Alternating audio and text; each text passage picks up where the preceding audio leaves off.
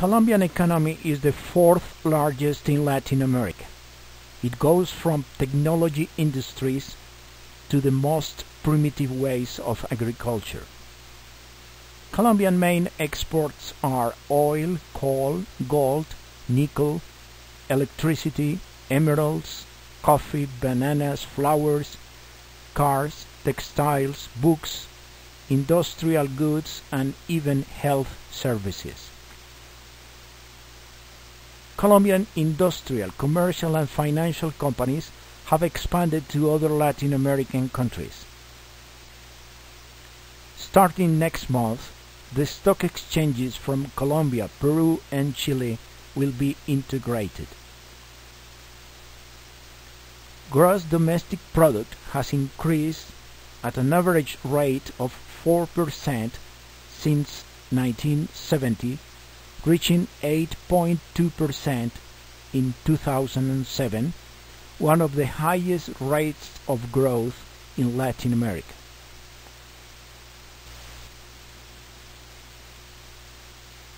In spite of this relatively important development, which classifies the country as an emerging power, Colombia shows the biggest inequality rate between rich and poor in the continent. According to the UN, there has been a decrease in poverty rate in recent years, but around half of the population continues to live under the poverty line. Government figures indicate that about 46% of Colombians live below the poverty line and some 17% in extreme poverty.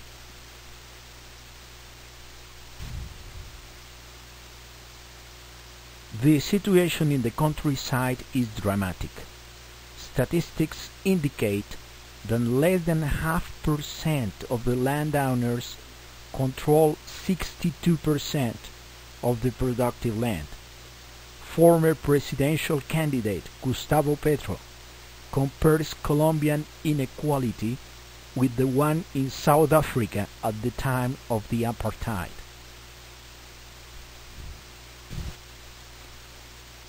Social inequality is culturally accepted and almost legalized.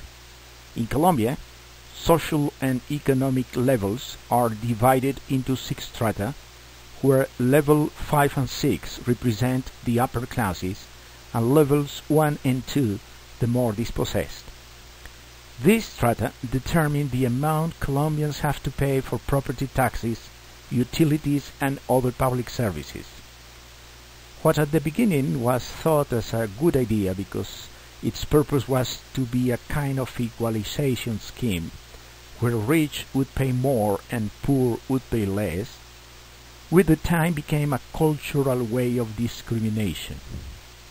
People used to talk about neighborhoods, private schools, universities, etc., referring to the stratum.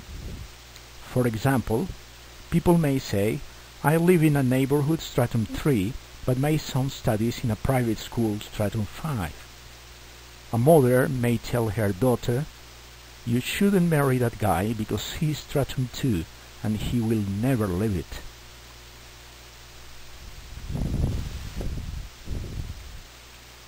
Since the colonial time, Colombian inequality and political organization ran together.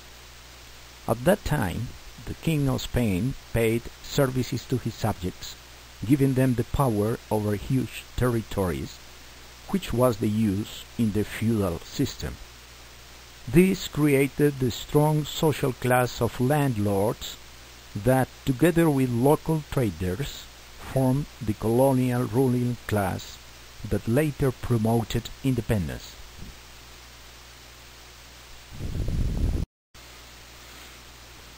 After independence from Spain in 1819, 2 main parties dominate politics.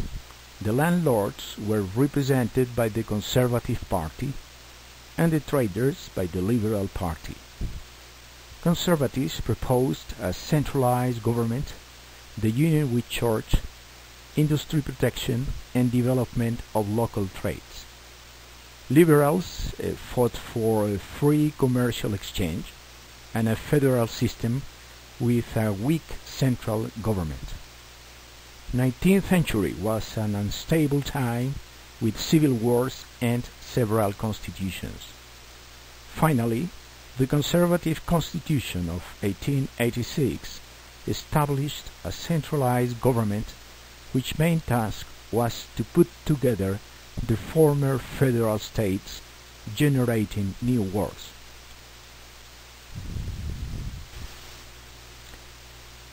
During the first half of the 20th century, as a result of the two world wars, goods for import were scarce. To fill this gap, a relatively important light industry was developed. Cities grew up around industries and services, while in the countryside, small farmers and rural labor continued under the influence of the landowners.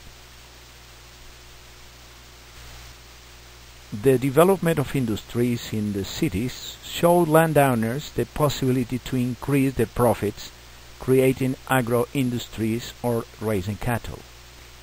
Using the fanatism created by a century of civil wars between conservatives and liberals, they, together with their politicians, instigated an undeclared civil war between the followers of the two parties. Liberal landlords took the land from the conservative farmers, while the conservative landlords took the land from liberals.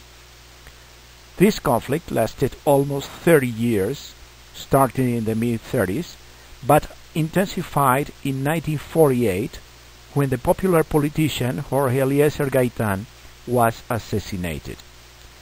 This period was called La Violencia, the violence.